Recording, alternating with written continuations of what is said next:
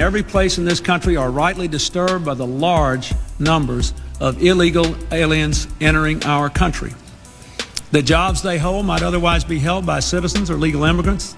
The public service they use impose burdens on our taxpayers. That's why our administration has moved aggressively to secure our borders more, by hiring a record number of new border guards, by deporting twice as many criminal aliens as ever before, by cracking down on illegal hiring, by barring welfare benefits to illegal aliens. We are a nation of immigrants, but we are also a nation of laws. We simply cannot allow people to pour into the United States undetected, undocumented, unchecked, and circumventing the line of people who are waiting patiently, diligently, and lawfully to become immigrants in this country. In fact, make sure that we immediately surge to the border. All those people are seeking asylum. They deserve to be heard. That's who we are. We're a nation that says if you want to flee and you're fleeing oppression, you should come. I've made it very clear. Within 100 days, I'm going to send to the United States Congress a pathway to citizenship for over 11 million undocumented people. And all of those so-called dreamers, those DACA kids, they're going to be immediately certified again to be able to stay in this country. I know you saw this from one of my colleagues just earlier. They found flyers throughout the Resource Center Matamoros refugee camp in Mexico telling illegal aliens, reminder to vote for President Biden when you are in the United States. We need another 4 years of his term to stay open. Eyewitnesses saw the flyers also being handed out to migrants who were using RCM for assistance in coming to the United States. The founder of RCM, Gabby Zavala, agreed that they need to help as many people as possible before President Trump gets reelected. They are telling illegal aliens, non-citizens, to come vote for Joe Biden. That's your boss.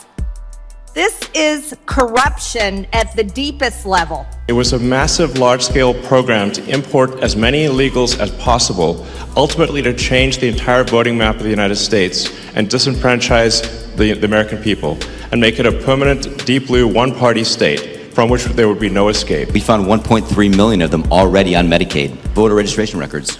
And we found people here registered to vote. In this population, yes. And who did vote. And we found some by sampling that actually did vote. He signed a bill into law prohibiting all local government in the state from requiring voters to show any ID of any kind. He's literally prohibiting it because apparently, at least according to the state's attorney general, doing so flies in the face of the principles of free elections. A voter is not required to show us an ID in order to be able to vote.